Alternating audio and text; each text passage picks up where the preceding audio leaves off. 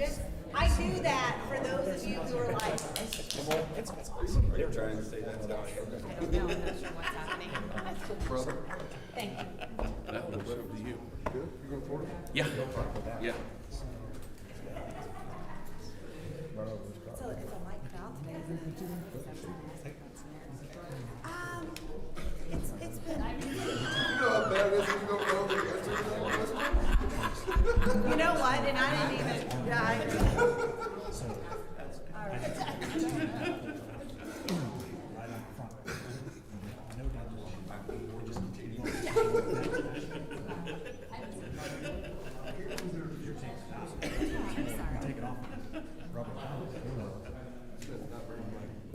Do you need a pen? I have I probably have one in my purse. Trying to be like you, right? But I'm not starting 10 seconds late to get your pen. I probably do it somewhere. Morning, Greg. Morning. Is Erica joining on the phone? Hello. Erica and David. Yes. He's got 4 colors. Could have lent you my sparkly gem. Hey, I would have used it. It's all Lincoln. Beggars can't be choosers.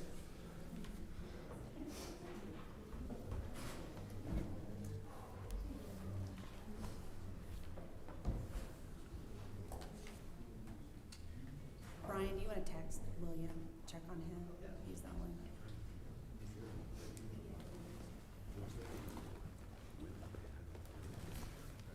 Okay, it is right at 9 a.m., so I would now like to call to order the November 10th, 2021 meeting of the State Board of Education. Roll call, please. Mr. Best. Present. Ms. DeLosa. Present. Thank you. Mr. Durham. Dr. Ernest. Here. Dr. Freitas.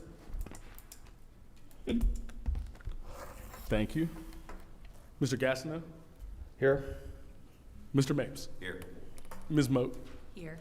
Ms. Runchler. Here. Mr. Watts. Here. Dr. Jenner. Here. We have a quorum. Let's please stand for the Pledge of Allegiance.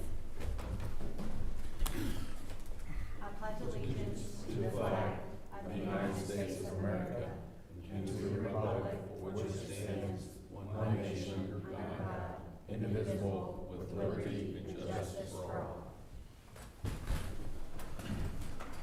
Is there a motion to approve the agenda? So moved. Second. Any discussion? All in favor? Aye. Opposed? Motion carries. Is there a motion to approve the minutes from the October 13th, 2021 meeting? So moved.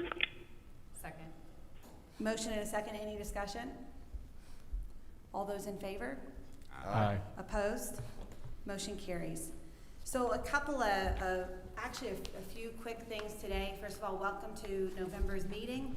This is obviously Thanksgiving month, so a time that we have the opportunity to really hopefully reflect on what we're grateful for. I know as a Board of Education, we are all super grateful for all of the people who served in our schools across our state, from our bus drivers, cafeteria workers, custodians, our teachers, our school administrators and district administrators, our local school boards, and also, and none of you all are making eye contact with me right now, but I'm also very grateful for each of you on this board and your willingness to serve the state of Indiana. So thank you for everyone who serves our schools and also our State Board of Ed.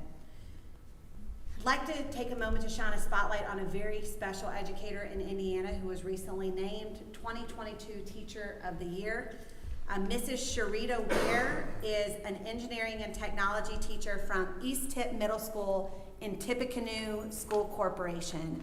Her students described her as a teacher who makes learning come alive in the classroom. She uses a lot of project-based learning in her classroom and has developed even some extracurricular, co-curricular opportunities for her students to be involved with, including Maker Monday Hour and First Lego League.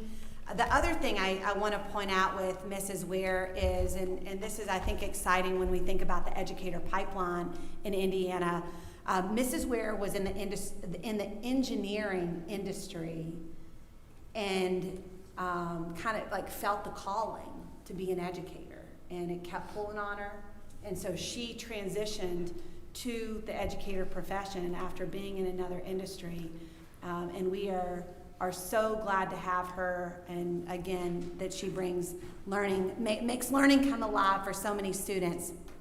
If you want to see more about Mrs. Ware, there's a video on social media that features her interview and more about her, but just a huge congratulations to her and a thank you. I also would like to take a moment to recognize the University of Indianapolis's Center of Excellence in Leadership of Learning, more commonly known around the state to educators as CEL. CEL is celebrating their 20th anniversary, and they have done a lot of work in partnering with schools and school corporations throughout the state.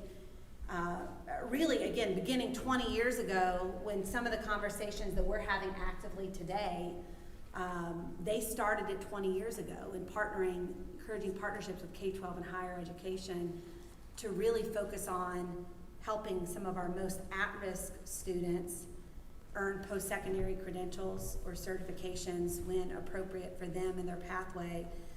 So CEL has been a huge leader, so happy 20th anniversary, CEL. Many more years to come, we hope, in serving Indiana in our schools, educators, and students. Also, another shout out for CEL. We recently, I think just this week, announced a partnership with them. You know, part of what we've talked about as a board and as a department is we can either take time and spend our time admiring the problem, or we can just get after the solution. And so this is a time when we're getting after it in so many different ways. But another example is with a partnership that was just announced with CEL, again, called the Indiana Special Education Assisted Licensure Program, also known as, everything has an acronym in education, right? It's known as ISEAL, so I-SEAL. And it does a couple of things. It allows access to convenient, accelerated options for people who are interested in becoming a special education teacher. It also provides key financial support, including fully funded, streamlined, 18 credit hour graduate programs through the University of Indianapolis, Taylor University, or Indiana Wesleyan University, as well as scholarships to enroll in one of Indiana's 7 transition to teaching programs in special education. That took a lot of people coming to the table to get after a solution, and so we want to thank all of our partners who have worked to stand that up. And then if you would like more information, you can go to indianaseal.org to learn more. Finally, I'd like to take a moment. Tomorrow's Veterans Day. And if we have any veterans in the room at this time, could you please stand? Maybe someone's on the phone too who's a veteran. We recognize you. Jason Callahan, I see you standing back there. We are so grateful for our veterans and our active duty military. As we talked about as a board and as a team, we want to set students up for their best pathway, which includes enrollment and employment and enlistment leading to serve our country. And so we are so thankful for those who are willing to serve and doing that to maintain our freedoms. Also, with Veterans Day, we will be announcing 35 schools across Indiana who've earned Indiana's Purple Star designation. That is actually a national designation and has been around for several years. So in Indiana, We have 35 schools who will be awarded this. It's given to schools for their significant display of commitment to our service members, veterans, and students and families connected to our nation's military. And again, they also prepare students to pursue their dreams after high school, including the pursuit of enlistment leading to service. That is, that press release, and I'm looking for someone in the, is it out? It just went out right this morning, so the 35 schools are officially out and are posted to our website. Today is an important meeting because we'll continue the discussion on Indiana's Graduates Prepare to Succeed. So really re-envisioning how we might measure student success, school success across our state. And so we look forward to that discussion ahead. On that note, any board member comments or reports? Okay. Public comment, we do have one. Kendra Johnson.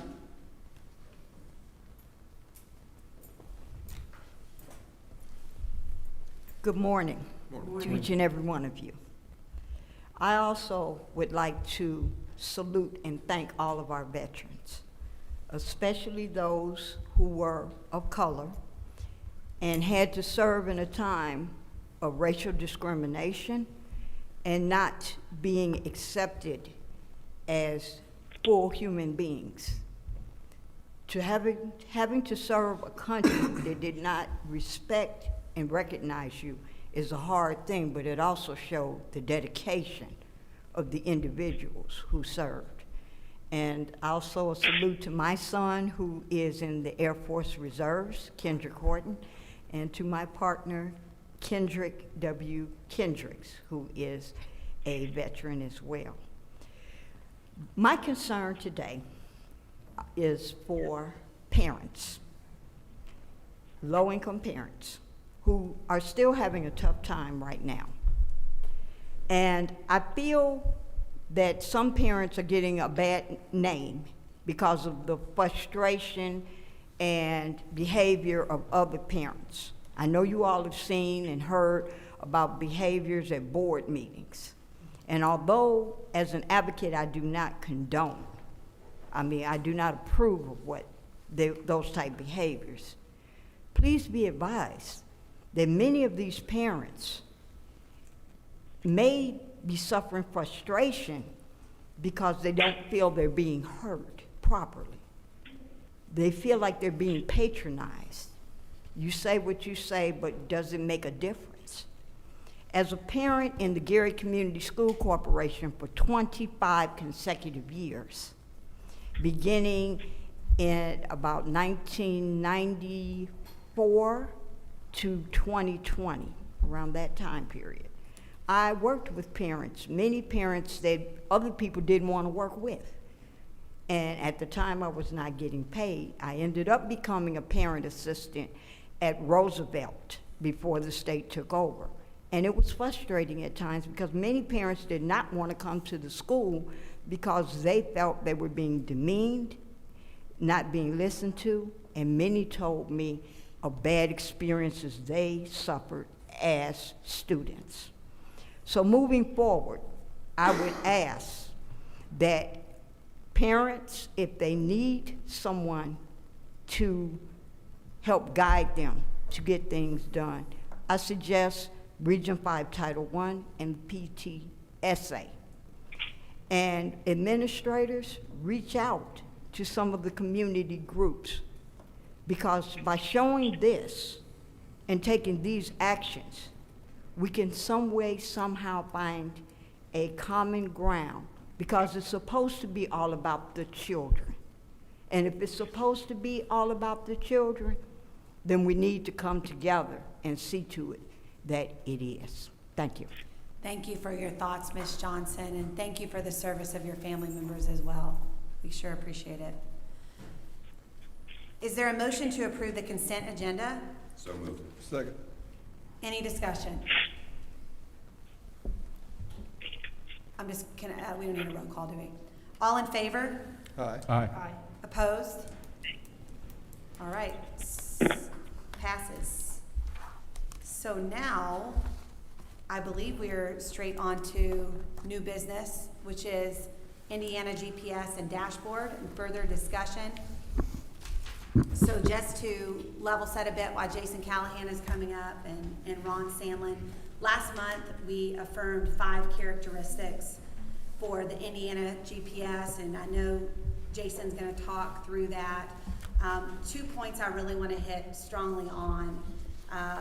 We have focused, and the board knows this, you've been a part of this, we have focused very, very hard on stakeholder feedback, focus groups, conversations with people, because we believe that this should be a dashboard that's developed for Hoosiers, by Hoosiers, and laying out the indicators of which are transparent and nimble as we work ahead. And following today's presentation, of which various examples will be shared, we will continue that feedback and partnership with working with our educators to even consider how we might implement some of these indicators. I know you're going to dig into some of that. I don't want to steal all your bullet points on your slides, so why don't you kick us off, Jason? Thank you, Dr. Jenner, and good morning, board. It is our pleasure to be able to update Dr. Jenner and the board on the Indiana Graduates Prepared to Succeed, or the Indiana GPS, at this month's state board meeting.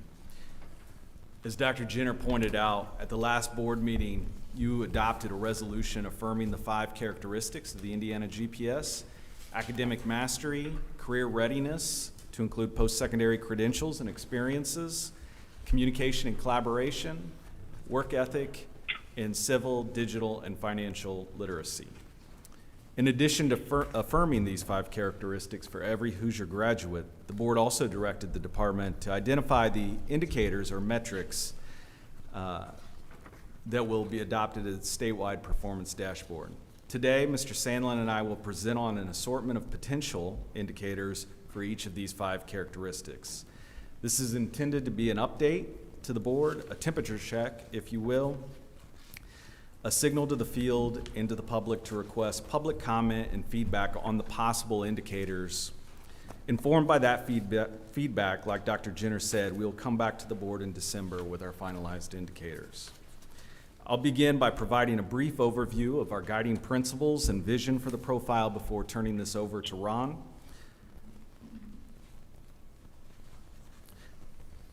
As Dr. Jenner has pointed out in the past, this is not just her vision or just the vision of the Department of Education, but the profile and dashboard should be the vision of the entire state of Indiana and serve all Hoosier children.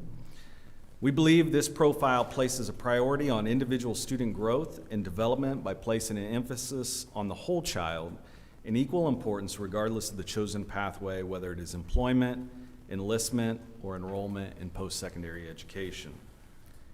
In order to address pathways to prosperity, in order for us to tell our best data story regarding the quality of education across the state of Indiana, we will need communities to work together strategically, blurring the lines between K-12, higher ed, and industry. The current design principle of this work is to encourage these relationships and provide transparent and leading information to best respond to the changing needs of the workforce.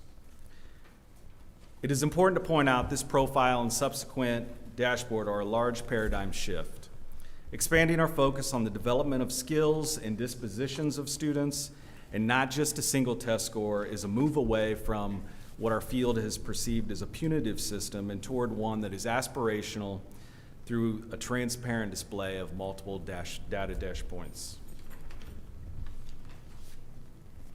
A complete profile, or a more robust view that will provide an opportunity to have both leading and lagging data points, using transparent data to ensure continuous improvement for all student pathways. We also want to acknowledge there is still much work ahead of us as we continue to work with the field, with our colleagues, and with many others to research and develop these indicators. We view this as an iterative process of the work that has already been accomplished. Some of the metrics already exist, and we have a firm grip on the data, while other metrics are still to be developed. You will see on the slides today where we know the data currently exists, and some indicators are followed by the term aspirational, signaling that we still have work to do in developing that indicator. Also, from the beginning, we have made it a point that this profile and dashboard is a student or learner-focused dashboard. However, we definitely are looking in the future at staff or adult-focused dashboards that support educator pipelines and financial dashboards, some which do exist today. But at the end of the day, we believe this profile and dashboard will help us achieve our goals, to continue to build out pathways that students can identify with and understand how the K-12 system is a vehicle not only for a fulfilling career, but a vehicle for a fulfilling life. And before I turn it over to Mr. Sandlin, I just want to show the 5 characteristics that were approved at the last board meeting. We believe that these characteristics already exist in our schools through our Indiana state standards, our employability standards, and our emphasis on college and career readiness. We think of this as an elevation of the current work, an intentional approach, taking the next step, evolution versus revolution. At this time, I'm going to turn the presentation over to Mr. Sandlin, who will discuss a variety of the proposed indicators under each of the 5 characteristics. We want to hear from the board today, and we also want to, again, to signal to the field that we want more feedback before we come back to you on December 15th. Thank you. Thanks so much for that overview. Next, we'll dive into, as Mr. Callahan mentioned, the full breadth of proposed metrics that are under consideration for the board. Before I start, I want to highlight how we're thinking about the structure or the prioritization of student performance indicators. Through our work, we've seen a need for headline metrics that reflect a narrow set of indicators meant to signal overall school quality. Consumers of this information need a snapshot of key student performance indicators to help them understand the performance and the effectiveness of an educational system. I do want to make very clear that as we talk about headline metrics through this process, it should not be assumed that those indicators will automatically be included in any type of summative rating formula or calculation. These headline metrics are meant as a totality to signal overall quality using multiple data points, and it is not to suggest that they'll be included in any formula. Next, we're thinking about informational metrics. Informational metrics will complement this narrow set of headline metrics and allow the consumer to dig in deeper and to learn more about what's going on in the school building. We've heard that a lot, that the current summative rating doesn't give enough information about all of the things that go on in a school building, a very complex system. And these informational metrics will allow those individuals who want to dig deeper to do so, but without overwhelming the initial user with all kinds of information that is tough to disaggregate. And our goal for the dashboard is that both headline metrics and the supplementary informational metrics are all able to be disaggregated by subgroup, race, socioeconomics, ethnicity, student learning needs, all of the traditional subgroups that we have in our state. Again, for the user to be able to identify gaps in achievement even within an existing school system and across school systems. So with that, we'll dig into the first characteristic. Not all the indicators, as I mentioned, that you'll see will be included in the final dashboard. We will be soliciting feedback over the next month before bringing this board a narrowed, tailored list of the most prioritized indicators for the dashboard. And there will be some repeats as we move through the characteristics, because it is difficult to tie one specific indicator to one specific characteristic. When that does occur, please feel free to share your input on where you think it aligns best, but know that we're not measuring different things when you see repeats. It's just the same exact indicator, And I also intend to highlight just a couple indicators on each slide. I will not walk through every single one, but again, welcome questions from you all if you want clarification or additional information on any of the ones listed. So what you currently see are the initial proposed headline metrics under consideration for academic mastery.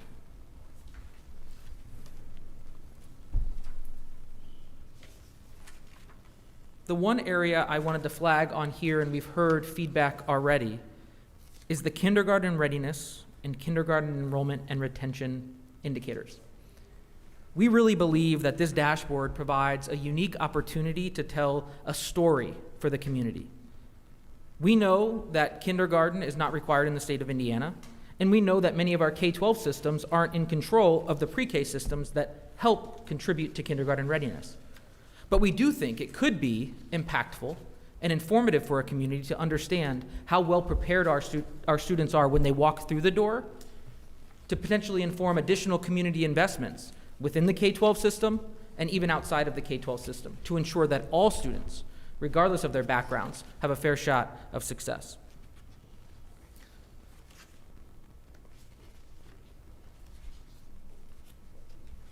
And I'll take any questions or comments or clarifications from the board.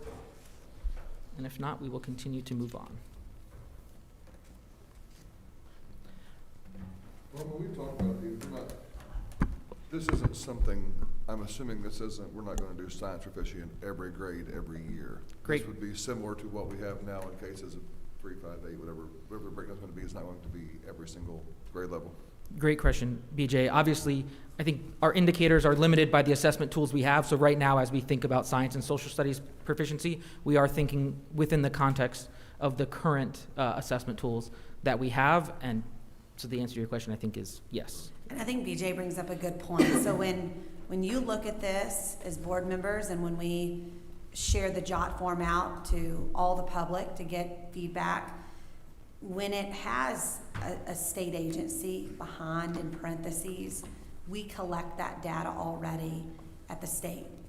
And sometimes it comes straight to the Department of Ed, sometimes it goes to FSSA, DWD, CHE, and then you'll also see some are aspirational.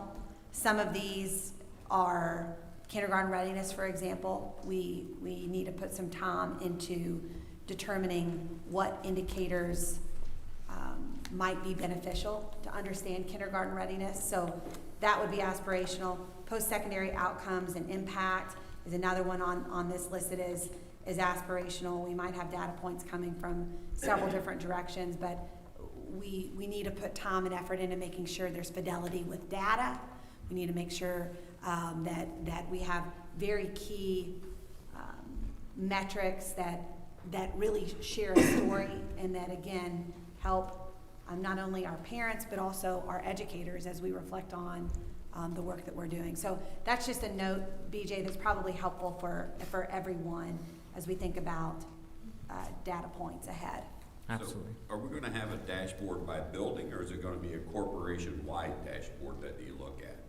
Because like I've got 11 elementary schools, 2 middle schools, 2 high schools, all these data points at different levels. Yeah. Are we gonna be able to say that, you know, Rosa Parks Elementary School, we look at their kindergarten readiness, we look at their English and mathematics proficiency as they go through those grades? Will it be separated like that, or will it just be Perry Township schools and then all these data points? Can I pause on that? Yeah. What are your thoughts about that? I think I know. I wanna know by building. Exactly. I totally agree with that. I don't know if any other board members have thoughts on that. Agreed. I mean, especially, you know, districts that are major sizes, I mean, there's a distinct difference in what that data's gonna show, and I think it's important to have it on a building basis. And makeup of who attends. Absolutely. And even our rural districts in Indiana, I mean, have multiple elementary schools. So I think that's a good question. And I think, and that leads to even after we as a board affirm indicators, we will begin that data infrastructure, data experience build out. So all of this is coming. We've kind of set December as a point that's been our goal point, our goal post. But just note, and Ron will get to this towards the end of the presentation, the timeline is the development will continue. I mean, we're going to be talking about this in January, in February, and I mean, this is a huge paradigm shift for Indiana. December won't be the last time that we talk about the build out and development. But thank you for that question. Kristen, you're leaning in. I was just wondering, as we narrow down these headline metrics, are some of these possibly going to go into the more informational than the ones that we don't select to be on the headline? I think that's a fantastic question. So the answer to your question is yes, they'll most likely go down into the informational. Given that they're on this list, I think that through our vetting and through our research, we've determined that they are important. And so to the extent that they don't end up on that narrow set of headline, yes, they would then bump down and would be informational for the user to then dig into and learn more about. Absolutely. I think that's also an important question because and we've all lived this and seen this, but over the past 10 years, any change to our accountability model has been like a small earthquake or tremor to our schools. And it's felt like, oh, there's one more change, right? And we know that the world around us is in constant change. And so one of our opportunities is to build a dashboard that is nimble. So if 3 years from now, we learn that here's a data point that really matters for kids, for schools, it could be, quite frankly, birthed out of our local schools, that something that is a success there, that we can very nimbly add it to informational or add it to headline, depending on what we determine. But that's a good question. Any other thoughts on academic before we shift to the informational? Yes.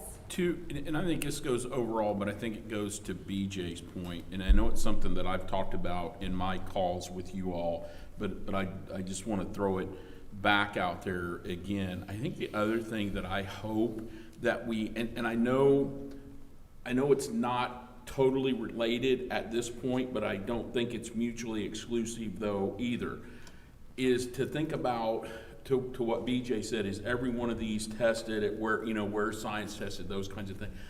I would hope that we would continue to look at what's best for our schools, what's best for our teachers and our students in terms of, are there things we could do differently given that this work's gonna be out there as great work for the rest of the states to look at. Because I've actually gotten calls from places that are doing this, starting this dashboard work, right? And so I would hope that we might look at, are there ways that we could improve and then be working with the federal, from the DOE standpoint, at the federal level of, hey, Indiana's got this great thing going, we want to do this instead of what and I just think there's appetite for that. And I think we should be thinking about that as again, I know the two don't necessarily, but I think that ought to be part of the vision, right? Do we need to test in every grade? Could Indiana be testing in 3rd, 5th, and 8th instead, because we've got this plan and this dashboard?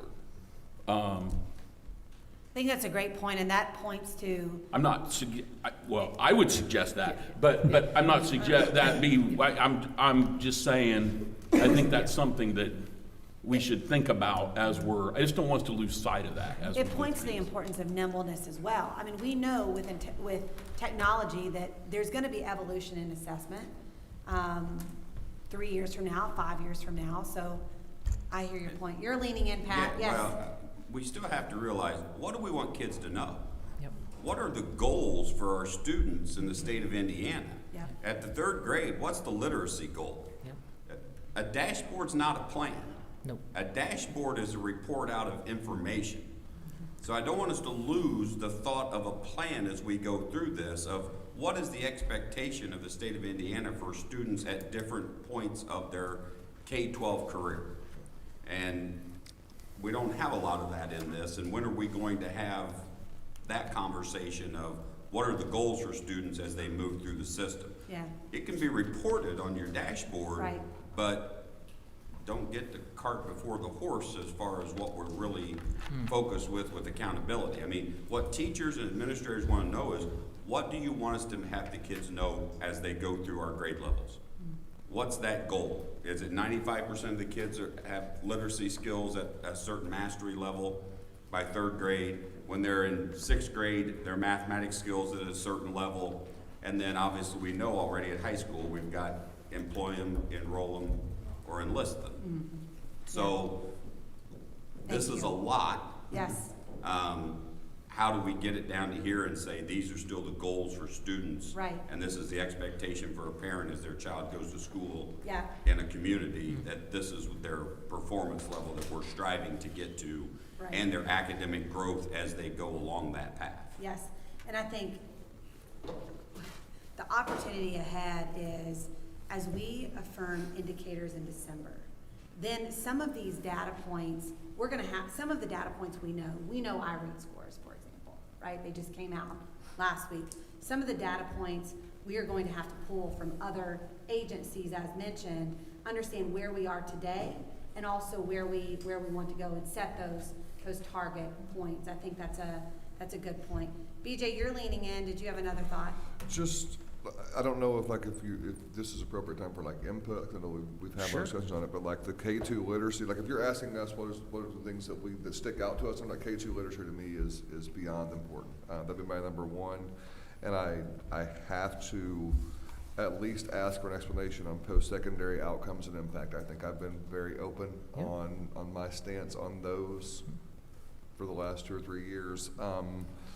I want to make sure that we're talking about an accountability system. If it's informational, I can appreciate it, but we're talking about an accountability system, preparing students for employment enlistment enrollment is different than becoming employed enlisted enrolled. So I don't want to make that muddy and have schools responsible for things that they can't control when students leave our building. So let's pause on that, because that's something probably, BJ, that most school leaders are thinking about as well. And we've shared this as a board. Some of us, I should say, we haven't spoken as a board collectively, but some of us have shared our unique opinions. I am very much at the place, and I've shared this before, where this data should inform decision-making. When we look at longitudinal data points, it should inform decision-making. It should not be a punitive when we look at some of those data points longitudinally. And I'll give you a couple examples, actually. We met with a group of school leaders, school district leaders, and that was one of their favorite ones, informationally. Right? They wanted to know in one place and not have to go to multiple databases to understand what is happening to our students after high school, so that we can better design courses or work-based learning or partnerships with higher ed, what have you, in the school. The other example is, yesterday the Indianapolis Equity Report was released, and it looked at some longitudinal data points, and I think it is, we are for all students, and it's important that we unpeel back and take a look at what is the longitudinal look, and how can we continue to improve without just using we don't need to use a stick to improve, just what does the data show, and how can we continue to improve? So I appreciate that point. Scott Bess, I see you leaning in. Yeah, so, I absolutely agree with at a minimum, informational, because we've talked about, employee enlisted enrolled, but if you don't actually know how you're doing on that, then it's just a saying, it's not a goal, right? It's just, anybody can say, oh, that's our goal, like, then how you doing on that, right? So I think at a minimum, it's gotta be informational. Accountability is a different animal, but you also have to think about, and to BJ's point, and Dr. Mapes, like, schools will do whatever the accountability system says you should do. One thing to think about, and again, I'm not necessarily advocating for this, but to think about, if the accountability system says, in part, you should be thinking about what those longitudinal outcomes are, schools are going to behave differently, right? Because if I know that, because you're absolutely right, PJ, things will happen after they graduate from high school, you have no control over, right? But if part of the role and part of the accountability is to say, schools should be preparing students for things they can't control, right? So financial things happen, relationship things happen, whatever. If students know how to handle that better than they do now, then the long-term results might be better as well. So again, I'm not saying that absolutely has to be part of the accountability system, but we need to think about, and this is where the conscious thought comes in and says, look, if that's going to be part of it, we need to think about then what behaviors are schools going to do, right? How are they going to change how they might do it? And then we have to reflect that in the dashboard, we have to reflect that in the incentives, we have to reflect that in all the things that go with it. We can't just throw it into an accountability system and say, there you go. It has to be comprehensive. And to Byron's point, right now, we're throwing things on top of what schools are expected to do. Again, this is where this all fits together. I see the dashboard and accountability system, and even into the deeper issues that Byron was talking about with how are we testing, what standards, right? If we narrow some of that to say these are the most important things at each grade level, and you start taking some things off the plate, then all of a sudden, the idea that I should be doing something else to prepare students for things we can't control, that becomes possible. Not hard, but possible. Whereas today, if you said, oh, we're gonna make you accountable for all those things, you're like, well, no, there is no chance of that, right? There's X amount of time in a day and I can't do it. So this is where I look at this holistically and say, if we're gonna be thoughtful about it, and obviously it's a partnership with us and the legislature and all the other people, but if we do this really thoughtfully in partnership, we can craft something that actually takes things off of a school's plate, but then let's just start attacking things like the report that came out from Fairbanks and others was outstanding. We know that there's longitudinal data out there that we can get to. We could actually do this, but doing it in concert with each other. And I agree, we need to get to power standards, and we need to take some of the standards off of everybody's plate at every grade level. We need to look at our courses that we require, instead of saying, oh, you have to do Algebra 1 and Geometry and Algebra 2. Why don't we master a skill of Algebra 1 and make certain kids are really good at that, and we'll close that gap for all those ethnicities and actually prepare kids to be able to go after high school and do the things that were mentioned. Agreed. Could I push in? Yes. In this moment, it feels like it would be a good time to kind of share or play back. One thing I'm experiencing as I listen is we're going up and down in altitude a lot, which I'm just flagging that to ask a question. In this moment, is the feedback that's most helpful directional or implementation detail? And I'm just flagging that because I think some of the questions I've heard, we need to align on what are the goals for students and what do we want kids to know. As they move through that, how do we define performance? How do we define their academic growth along the way? If that's the framework, which of these do we think are most important and most helpful? That feels like a good way to facilitate the rest of these. Yep. Like if that's true, if those things are true. Yep. And then I also hearing, we want to get to a place where we understand what are the things we need to do, which means we'll have to change behavior and change focus. And the question then becomes, from an implementation standpoint, what can come off? What should come off? Because this other thing is more important. And so as we move through those, do we think that those are the right general things? And then there's more work that's done and we can look at what implementation would look like. Can you coach me on, is that what this time would be best used for? And if so, then maybe we could use this learning for kind of the next, how we would unpack the other pieces? Yeah, and I certainly don't want to say and limit the conversation Sure. of you all, but I would say with the phase of the work, Katie, the first half of what you said I think is really helpful. But I think we also recognize that it's going to spark the conversations that it just did. But yes, the concept of what do we care most about? How do we measure those things? And which of the things on this list most accurately and effectively capture those things is really where we are right now. And then comments about implementation or things that as we move forward, please consider X are certainly helpful, and I'm writing them down.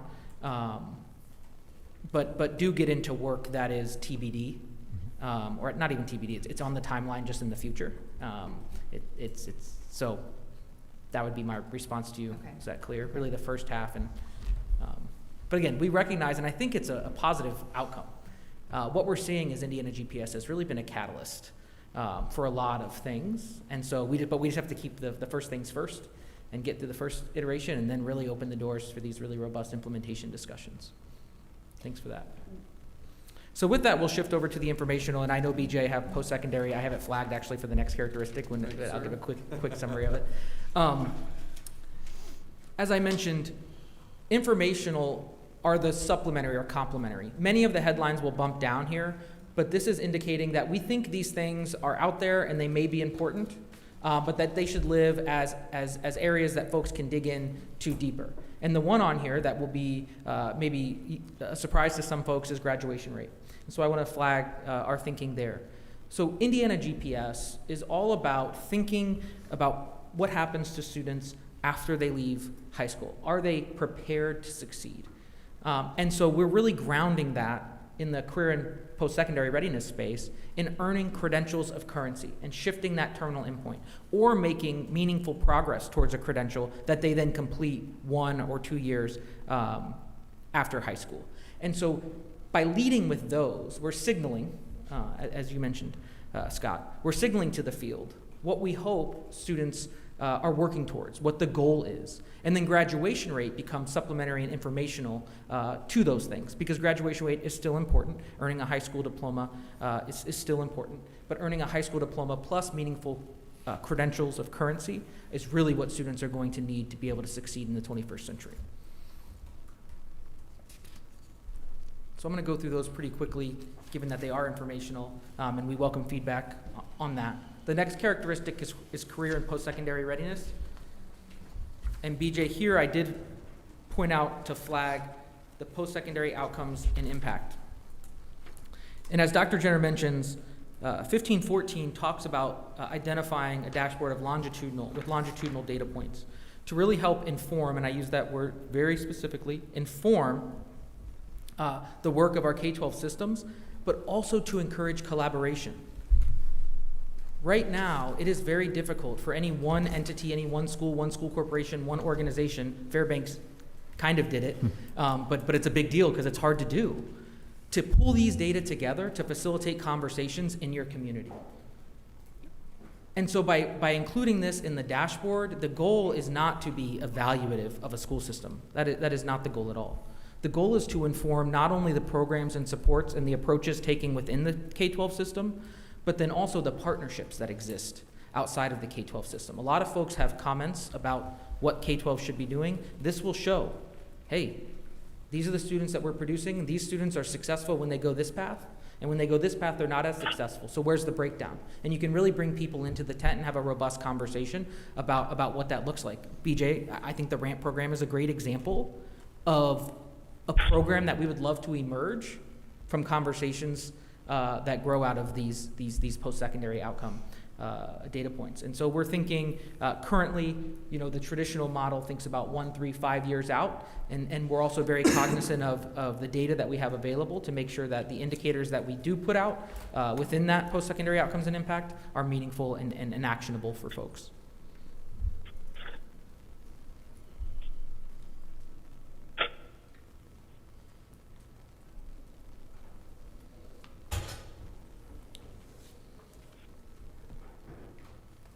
Another flag I'll make, a little bit of wait time there, is high-quality career exploration programs. The career and post-secondary readiness space has largely centered, at least policy-wise, we have the employability standards, but policy-wise with next-level programs of study and earning credentials and the CCR indicator in the high school space. So we're really trying to think about ways through an indicator of high-quality career exploration programs to incentivize and also report out when K-8 schools are providing high-quality opportunities for their students. And so we're really interested, even in additional ideas, of how we can capture progress of students in this career and post-secondary readiness space within K through 8. We know we don't want to, Dr. Mapes, you talk about this a lot, I think, we don't want to lock a student into a specific pathway too early in their career that sets them back. So what are the appropriate interest and skill development that we can be doing in that space to ensure that by the time students really get to high school, they have a clear vision of where they're going, and then continue to be nimble, but are set up for success. But haven't we done that with those next level courses and the concentrators? I mean, we're locking kids in. We're asking kids this year as 8th graders to make that decision, and they're pretty much locked in then of what they have to do. I mean, there's a lot of concern from at least my high school principals about the courses we're going to be able to offer and the experiences we're going to be able to give kids because of that. And, I pick on Mr. Baker since he's in the audience today. I listened to his podcast the other day, and we got schools that are eliminating a lot of electives because now the elective becomes a concentrator courses. And what Mr. Bessett said, we got to give kids the opportunities to prepare skills to go do what they want to do. And I read an article the other day in 1921, President Harding said, we don't want everybody just be prepared to be lawyers and doctors. We need people to do other services. And that's kind of what schools got into. We all got into technology, and now we have a huge gap of not having enough electricians and builders and people who can actually go out and make great money and great jobs because we prepared everybody to go to college. We have to look at that at this point in time with the courses that we offer and what we're allowing high schools to do. I don't know how we fix that. I don't know how we bring CTE back into the Department of Education where it belongs, so we have a K-12 continuum instead of a workforce development committee that is talking down to us about what courses kids have to have. And that's become a huge problem. And financially, from a superintendent's standpoint, I've now hired 9 business teachers for 2 high schools and 7 family and consumer science teachers for high schools in order to make certain we can have concentrator courses for our kids to get into. I know we're unique. 77 languages, 72% free and reduced lunch. We've got a lot of other skills to be able to teach kids before we can throw them in a concentrator and start thinking about what they're going to be able to do. So if we start measuring that somehow, I just have a lot of concerns with those. So what I hear you say, I'm going to repeat it back, some key points. What I hear you say is our pathways for students need to allow students to continue the exploration at the high school point and still have the opportunity to have a work-based learning, quality experience, earn a quality credential at that 11th and 12th grade year. I heard that point loud and clear. The other thing I heard, and this is kind of a mix of what Ron said and you said, is, and we know this, educators know this as well as anyone, at 9th grade, if a student has never had the opportunity to explore and engage with what careers are out there, other than just the ones they see, right? The doctors, lawyers, teachers, although we do need teachers, so more. But if they don't have the opportunity to explore and engage in elementary and middle school, then they show up in 9th grade, and those students are at a disadvantage. And so I think what one thing we're trying to consider is when we think about career and post-secondary readiness, that's not just a high school conversation. That's also an elementary and middle school conversation. And how does that look? How do we capture that?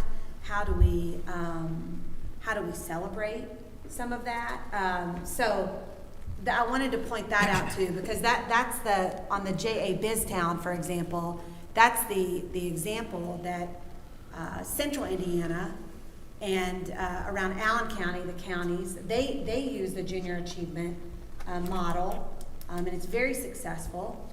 In southeastern Indiana, or when I talk to friends and colleagues in northwestern Indiana, picturing the state, they don't have a JA, an active JA as much, and so how are those students having the exploration and the engagement with some of what's out there to give them the spark, right? To consider what options they have, what might be ahead of them. I don't know if anybody wants to comment on that or if we want to keep going, but. I would just say I don't know if school doesn't have a career day at middle school at some point in time to introduce kids to all different types of careers in their communities. I mean, we start talking about kids when they're in elementary about what do you want to be?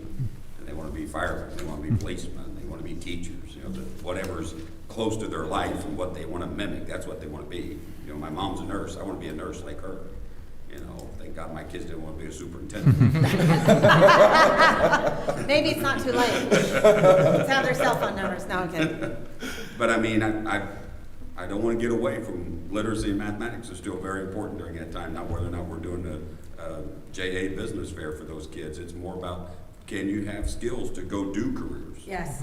And that's still going to be my focus through all of this. Yep. What do we want kids to be able to do academically to be able to go do all these other things? Yes.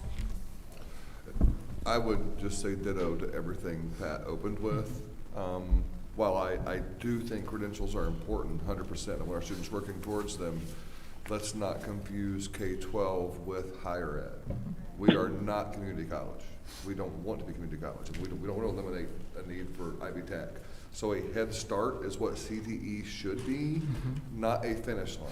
So when we talk about those credentials, I don't know that students earning credentials in high school, earning them would be important to me. Working towards them, very, very important to me. But having them completed,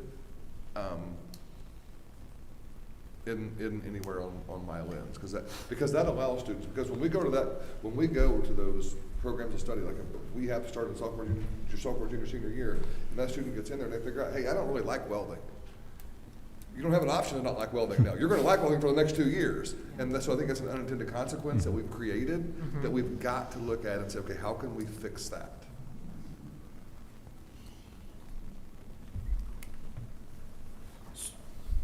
So to their point, and you know I brought this up as well, and to Pat's point, I think this is where, in the ideal world, if we could look at essential skills, and again, I know we're outside of where, but and Brian's nodding his head because I know I talked about it, but I think this should be part of our larger vision here, right? And to your point, my word for, and you all know, I've spent my whole life in CTE. I always talk about it being porous, right? Kids should be able to, and to be able to, for those online, I was just making roads and exits. I think that we need to think about from an essential skills, and this I do think needs to be a part of the discussion. If I'm teaching agribusiness, why couldn't a business teacher be teaching part of those essential skills in a business sense? So I might have kids in a business class doing that part or what have you. I might be teaching math skills. I could teach a whole bunch of geometry in a welding class, as your example. So how about I be able to show those skills that we've had so that then I'm not worried about, well, they've only had welding, so I can't move them over here to this or whatever, right, is my point. How do we make that porous but still be getting skills? And I think that goes away from a whole list, you know, and I could go on and on about like Project Lead the Way, right? All the math skills, all the things that they get, and they're probably getting real math skills instead of the ones like my wife as an engineer talks about that, why the heck are we teaching this in math class? Because nobody's ever gonna need it, right? So I'm there for you teachers on that, right? We teach a whole bunch of stuff like that. So how do we get it down to the essentials of what we need and then be able to be porous of, well, I got this over here, which then would allow them to, we discussed that, I know, when we were looking at concentrators and things, but it just gets so messy for people. And Byron just said that much better than, that's where I was trying to get to, is the skill build, not that credentials aren't important to me, but skill building is more important to me than credentials. They're both important to me, but the skill building is more important, so that. And we can show that. You can show that. That's easy to show, in my opinion. And you should be building that as K-12 with industry partners, so we all understand, okay, Toyota says these are the 35 skills your students need. Having those conversations is very, very, very valuable. I hear you saying that the skills are what can make it more porous. I'm testing that. Agreed. So I think that that's a big point of consensus that I'm hearing is commitment to the skills, because if we know what the skills are, that becomes, I'm trying to give a word other than passport, but that becomes a way to understand, okay, I know how to do these things. Oh, that maps to this, and you may not have seen that connection, to your point about Project Lead the Way, right? Like, what are the skills? What do we understand to do?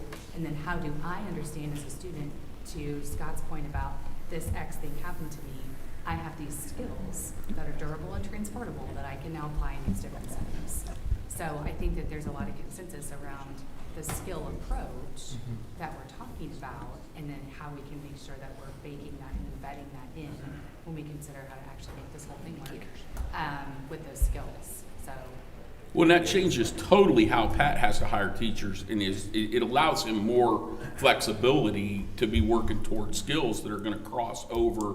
I still remember. Sorry, I got one other point, because Mark Cara, who's on the Governor's Workforce Academy, who runs the trades training, he always talked about this. He's like, we need to just set a spreadsheet down, and he did a little bit of this, which was interesting to me, and look at the skills that kids need. And there's so much crossover between, the courses that we take. Why not align those skills so that then we can look at, and I know we're way outside of where, and Katie, you scolded us to get our ducks in a row a little bit ago. And I tried. And I just can't do that. I know. Because and Ron, I appreciate you saying we gotta let the discussion go, but I think it plays to all of this. Isn't that where right? the career pathways went when you first passed them? I Yep. wasn't on the board at Yep. that point in time, but That was certainly the I intent. thought that That- was the intent. Graduation pathways? Yeah.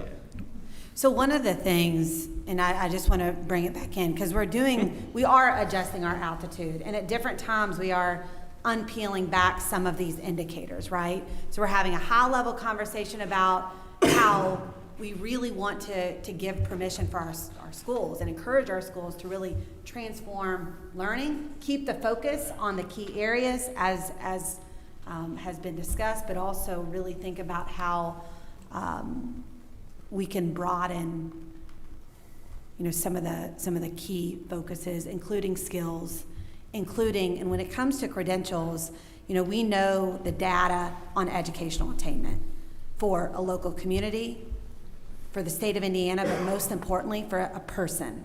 We know that data, and we can bring that data, and so in some way, we are going to capture that on a dashboard transparently.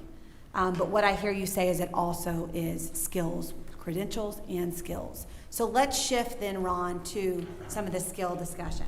Yeah. Before we get there, one slide that I'll just stop briefly is the informational metrics, indicators under consideration for career and post-secondary readiness. Again, some of these are on informational because they might not 100% align, but they are good information. For example, we know a 529 account, just the existence of the account, research shows that asset helps students and encourages students to go on and pursue post-secondary educational attainment. And so I just wanted to flag as an overall principle, though, as we're thinking about this, we also know that access and equity to 529, right, that's outside of the K-12 system, is something that we need to be very careful before we put it on a dashboard, and we'll do the research and dig in to make sure that Indiana has a robust enough support system through the Indiana Promise program and the supports that the Treasurer's Office provides before we elevated something like that onto the dashboard.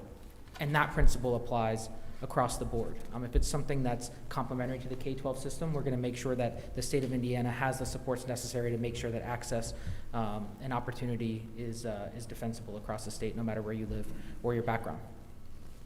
So with that, we will get into the skills base, which I think is really one of the new and novel aspects of this entire approach of Indiana GPS, expanding beyond one single metric, one single test score. As we move forward, I did want to flag that this area is new. Measuring it at a state level is new. It's challenging, and would say this to everyone listening: we need your help. Dr. Jenner and I got off had a call with someone from Du Bois County two days ago now about an electronic student portfolio that they're implementing down there that we would love to learn more about. So we're eager for input on these. So please do not view the list that you'll see today as exhaustive. This is just to capture our current thinking, but we welcome new ideas, innovative ideas, and new approaches.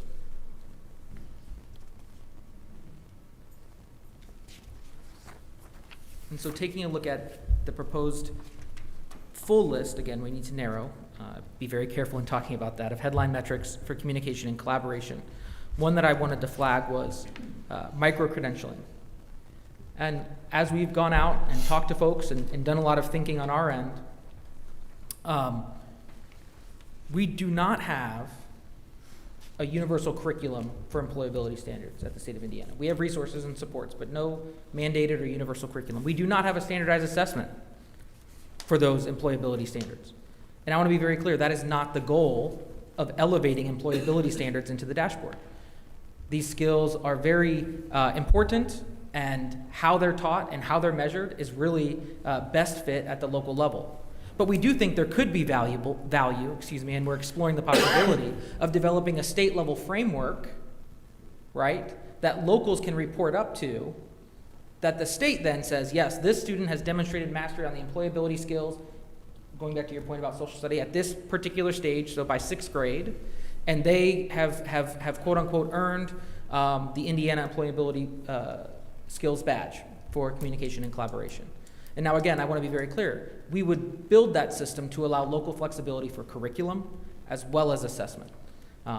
And that's kind of the general idea about that proposed indicator, to give it some currency statewide, and really to be transparent so that local communities can see, the school is saying 100% of our kids are earning the badges. It's okay, well then we should expect 100% of our kids to be prepped and ready to go when it comes to developing presentations and written communication and things like that. And if not, then we can foster that communication, that conversation locally to say, hey, are we really actually preparing students based on the standards set in the employability skills?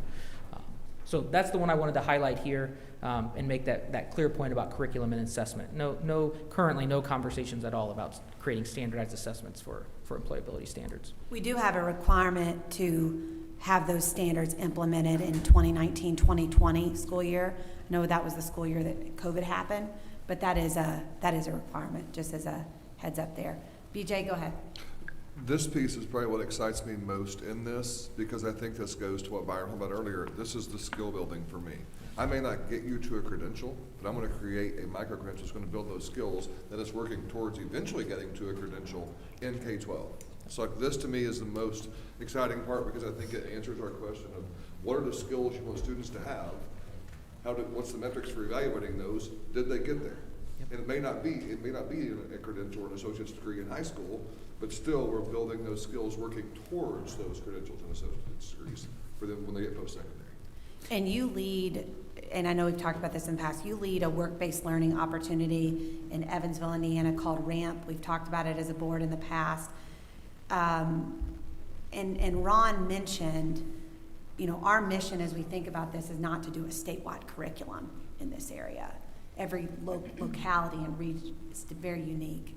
But how do we measure it in a way that's not just sit down and take a test?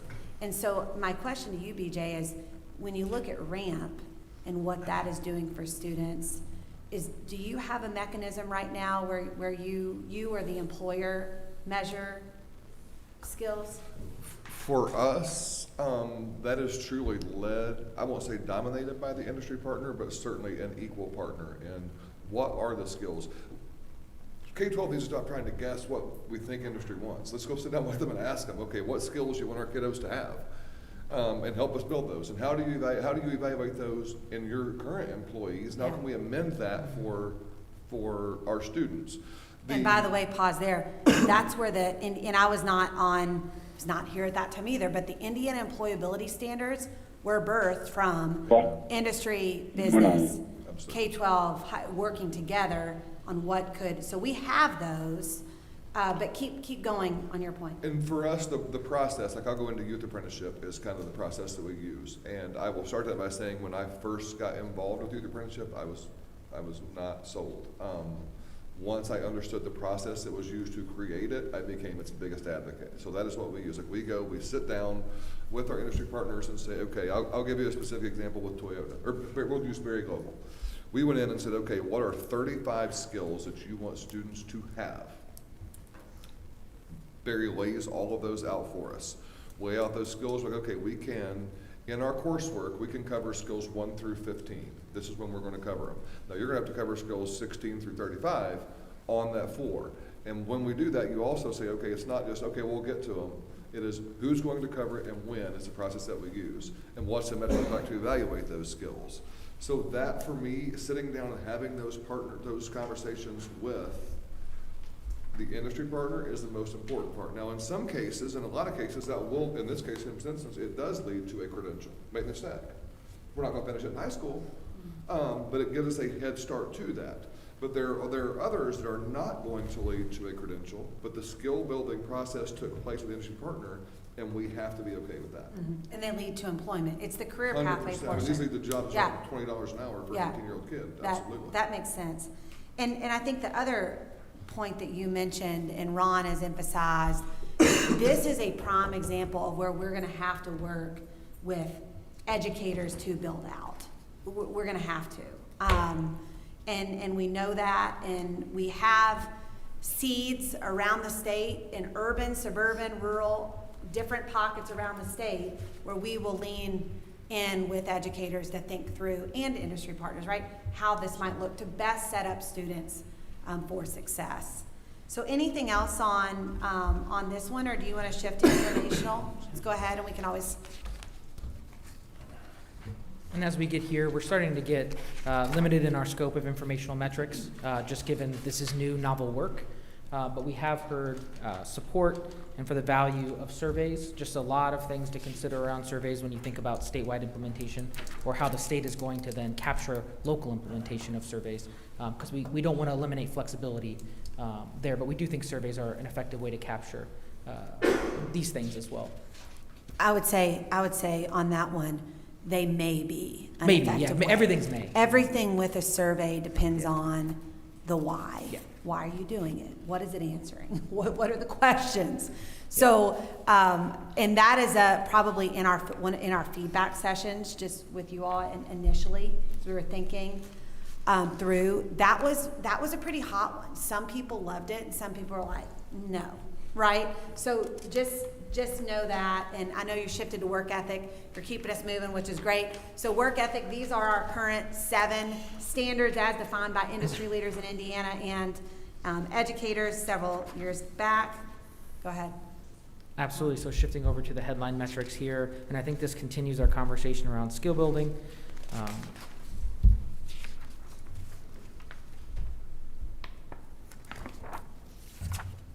And in addition to the types of experiences for kids and for students, we're also considering, are there achievements that students can demonstrate throughout their K-12 in the more traditional sense that demonstrate work ethic? So completing advanced coursework in middle school, that takes a certain level of work ethic to do. Overcoming graduation credit accumulation deficiencies to graduate in 5th or 6th year. So a lot of innovative thinking and encourage thoughts around that side as well, on how we can capture work ethic even in traditional metrics by looking at them a different way. But what you see here is a list of maybe new metrics or new approaches or things to report out that demonstrate work ethic as well. One thing I would love to see added, and because this impacts a lot of kids, and it's outside of the school day, but we have so many students who have jobs. Yep. That if they're successfully holding down a job and going to school, I'd say they're scoring really, really high on this work ethic thing. And so often we only think of like, well, the school has a work-based learning thing and you got to participate in that. Like, well, I'm opening and closing and I have the keys. I'm pretty sure they're in good shape. So I think some way to add that into the list of capturing that, because Yeah. I mean, that's a big deal. So it's a necessity for students, but it's also just a great learning experience for them. I want to make sure I captured that, Scott. So in addition to extracurricular participation, co-curricular and employment participation? Yeah. So, I mean, the labor participation is what we need to understand from DWD on what we can or cannot access. That goes back to the data fidelity and unpacking some of these indicators. So thank you for that. Yeah. Any other thoughts on this one?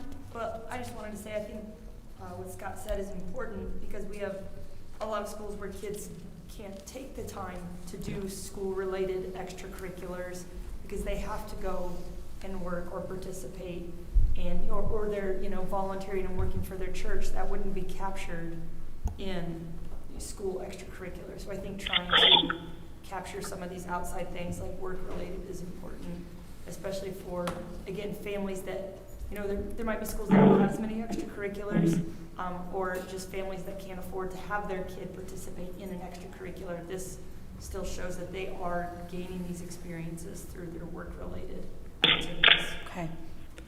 I think that's a great point, because I've had students that they were the major breadwinner of the family, and that's real. That is real.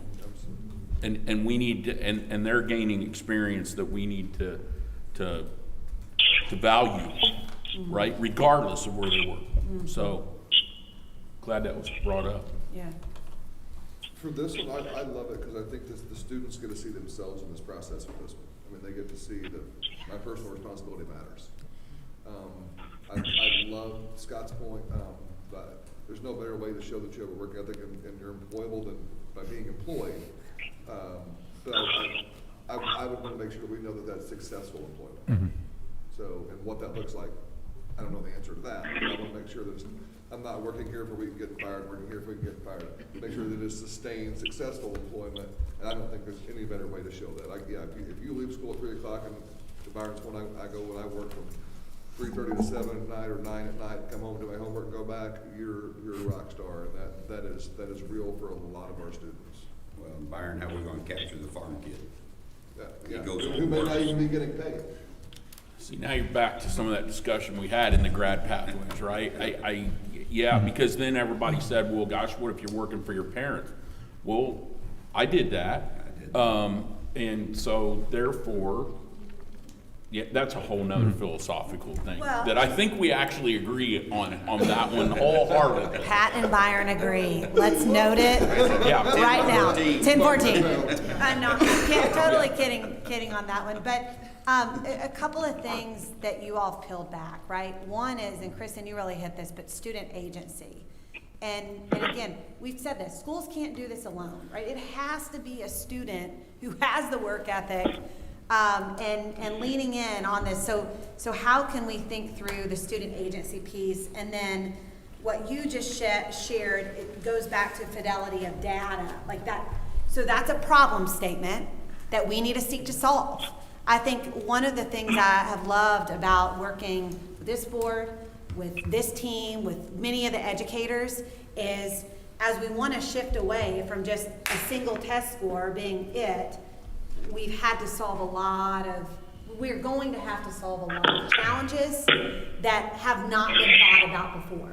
So I appreciate that, and thank you for bringing up both the opportunities and the potential challenges there. Why don't you shift to informational, Ron, and see if we have any other thoughts there. We could always circle back if anyone, I don't want to cut anyone off, certainly. But headline and informational. The only one I would flag here is attendance and chronic absenteeism. It's currently measured in our federal accountability system, but we also know that attendance in and of itself might be informational to someone when it comes to work ethic and how well schools are supporting students in developing those work ethics, that work ethic in early grades. But there also are real barriers, to Kristen's point, for some families in attending schools. And so as an indicator of school quality or a headline metric, we were hesitant to elevate it to that level, but as an informational metric, we think it could be valuable. And the final I just characteristic. have a real quick concern, just, I was waiting for you, Greg. I was going to call you out a little bit ago.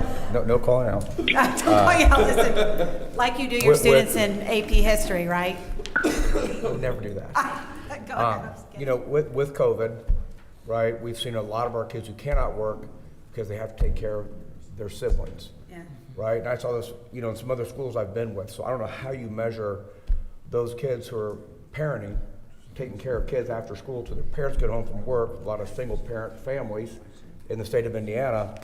I mean, that is a huge job these kids are undertaking. Yeah. They're helping with their homework, they're feeding these kids, they're doing the laundry, and on top of that, they have to do all their high school work, right? And we're asking kids to be adults sometimes, they're 12, 13, 14 years of age. So that's something else I think we need to think about. I don't know how you measure it, but to me, that's a tremendous work ethic, right? And a service they're providing for the family. It's a good point. Thank you. Thank you for bringing that one up. Okay. So the final civic, financial, and digital literacy, again, we've seen the bullet points in October.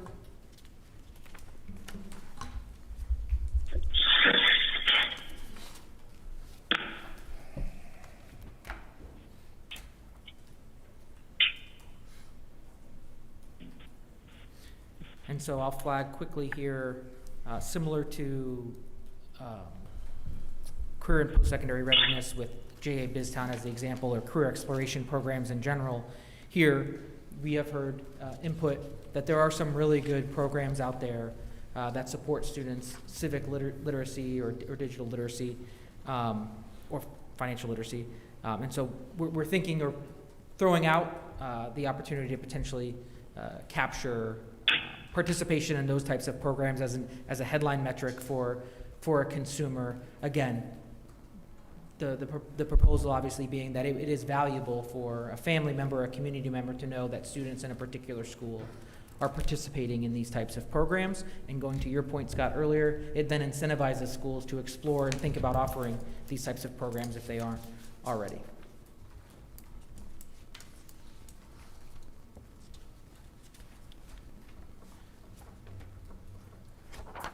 And then we can jump to the informational. I would just yes. say ditto to my post-secondary outcomes and impact comments earlier. Absolutely. And as I mentioned, you'll see repeats because they live and the comments on each one. We're not saying it's different, so the comments will apply across the board, absolutely. And so for informational, again, this is not an exhaustive list, it's just our current list, so we welcome ideas. So I'm going to point out kind of a crazy idea that is on here, but voter registration as a potential informational indicator of civic literacy.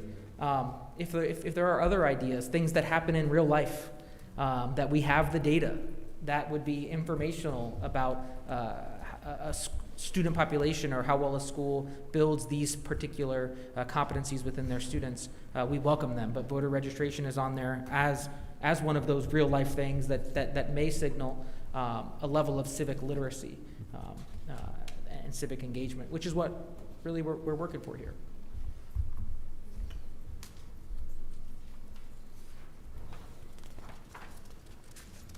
Okay, so I'm going to do just a high-level summary of, I think, action items for our team that we need to take back from the board in comments. In addition to putting out the public jot form, which should go live yet today, we want to hear feedback from all stakeholders, all Indiana citizens who have thoughts. We also will do a series of focus groups, some high-level feedback, pretty strong on we need school dashboard level, not just corporation. Also, we need to keep the main thing as we move through this, including early learning, focus literacy by third grade, essential, proficiency in mathematics. And I did this mainly because we could look at that. We need to unpeel that back a little bit. And then also how we can really encourage quality experiences in high school within skill development, credentials, but career pathways and potential, so enrollment pathways and employment pathways. We also broke down some of the indicators. That was our altitude, up and down, shifting. Very specifically, and I think this is an action item we'll take back to our team, to our Chief Academic Officer, Charity Flores, to consider how we might, for our educators, narrow the focus. Several, what do we call them, critical standards, essential standards, power standards, but what are those main focus areas?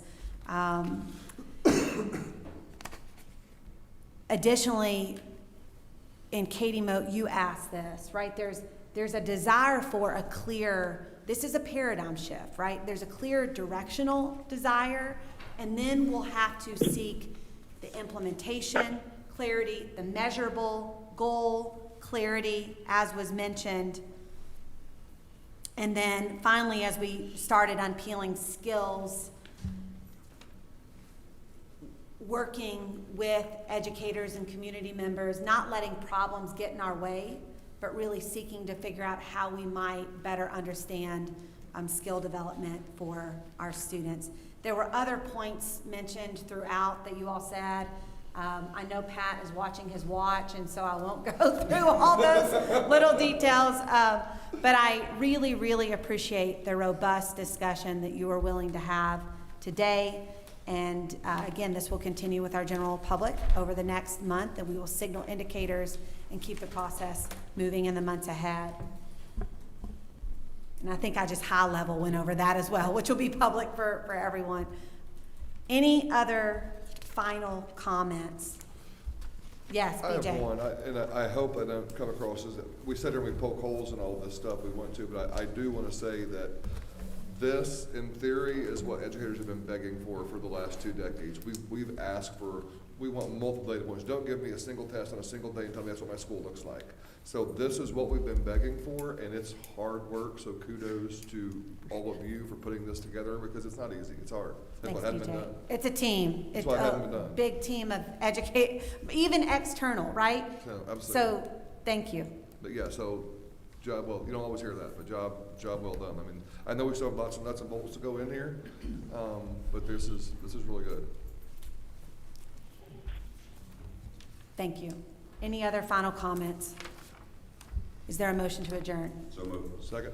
Aye. All in favor? All in favor? Aye. Opposed? Okay, we're adjourned. Thank you very much. Greg, I see how it went last time now.